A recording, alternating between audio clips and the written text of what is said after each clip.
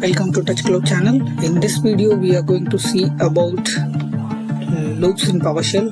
We have for each object, while, do, until, do while, continue and break statements. Let's jump into the session and see examples for each one. Let me go to PowerShell. I hope font is visible for you people. If you want to modify the font size, go to the properties and select font tab and change the size how much we want. Let me clear the screen. The first example is for loop $i is an I variable equal to 0, $i less than 10, $i plus plus. Write output statement is used to write an output.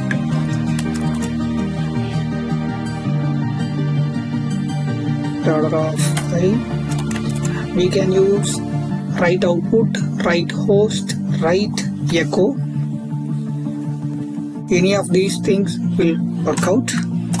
Do you think this loop will execute without any exception? I said no. See, as I said, it throws exception in the operator. How to fix it? To know that, let me go to the PowerPoint presentation again. We should not use the typical logical operators for comparison, as less than symbol, less than or equal to, greater than or equal to, double equal to, not equal to. In PowerShell and Bash, we should use -lt for less than, -le for less than or equal to, -gt for greater than, -ge for greater than or equal to, -eq for equal to, and -ne for not equal to. Let me go back to the PowerShell, press up arrow for the previous command. Let me change the symbol to -lt. Now we are going to see numbers from 0 to 9. Here we go. We are able to print it with the -lt. Let me clear the screen. Our next example is for each. Let me create an array variable, assigning value. I'll mark Peter. We have three names in $names array variable. To know the data type of a variable name dot get type. See, it is an array type. Okay, we go to the for each, alias name.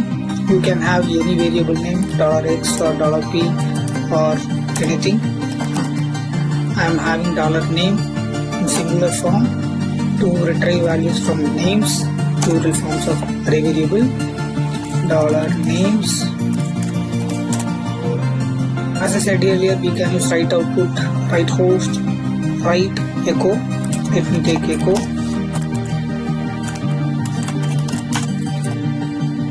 $names.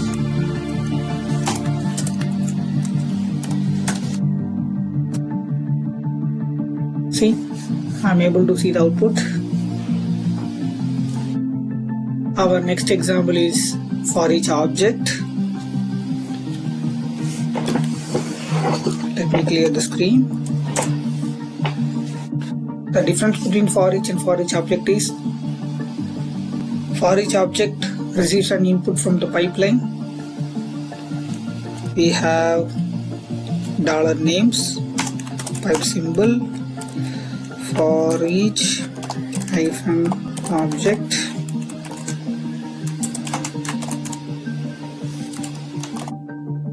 Go ahead. Here we should use $_, which refers to the current iteration value or object. Here we have only the value in an array, so $_ will print only the name. If you have object data type, you can access the property like name or whatever you have. See, hi, my name is Mark Peter. You got the output. One more feature for each object has blocks. It has 3 blocks: begin, process and end. Let me show the example and discuss together.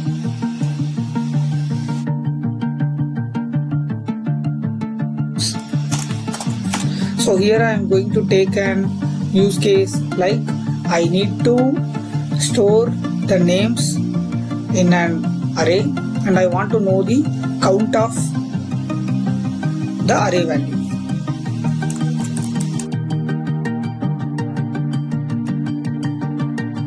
This object begin, declaring an array variable. It has empty and process. I want to store name into an array with my own customized text. $res plus equal to $_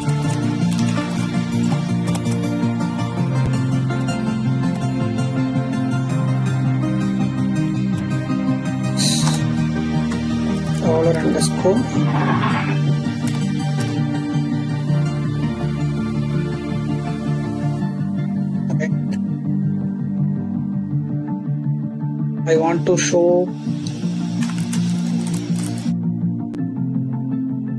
count of array variable, so to show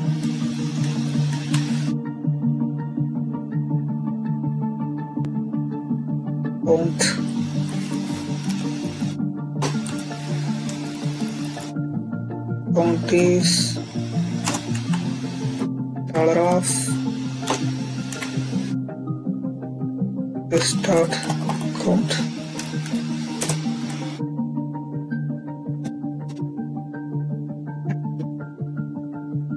Print.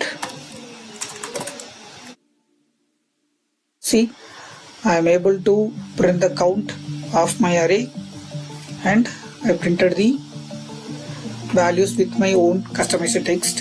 Here in begin block, you can create a variable or open a database connection based on your need.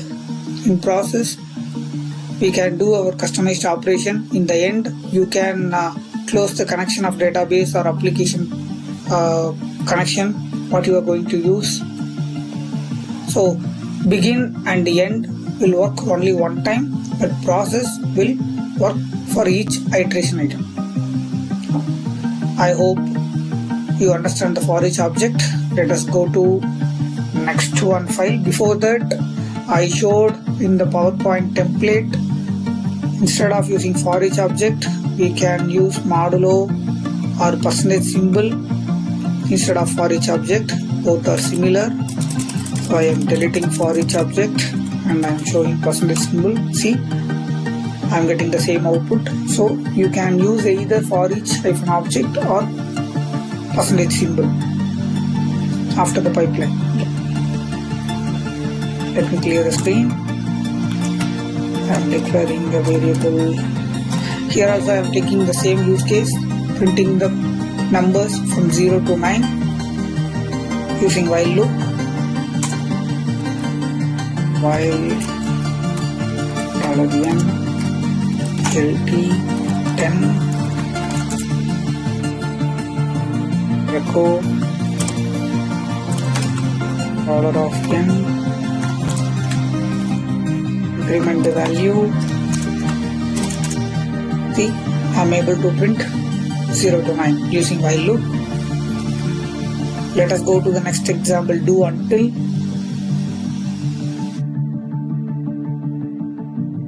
Clear the screen. I will explain about do until and do while once after we execute both loop statements. Let's focus on the example.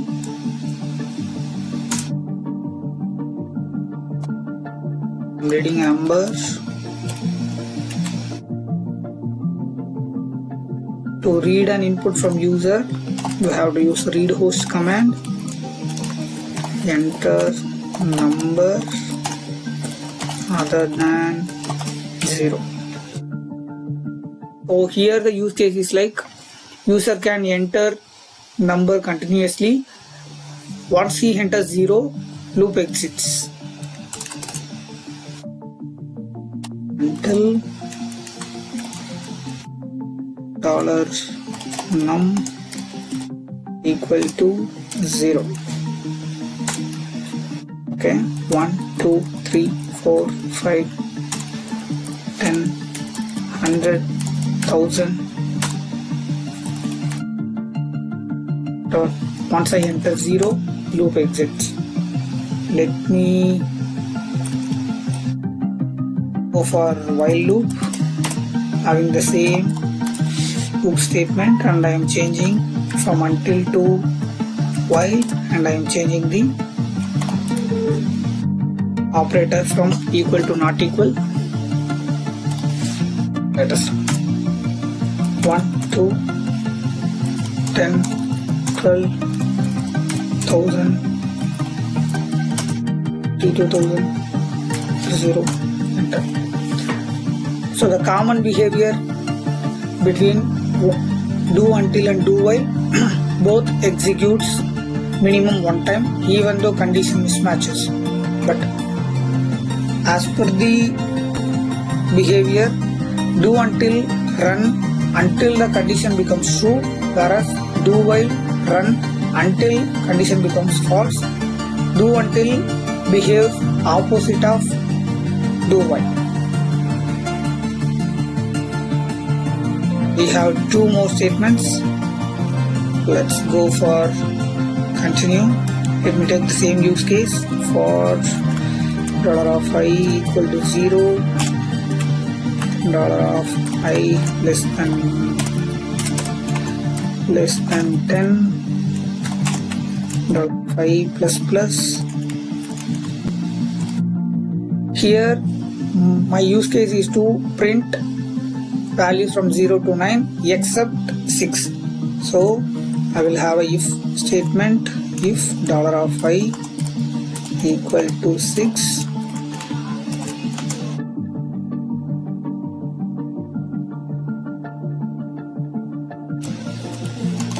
echo $i.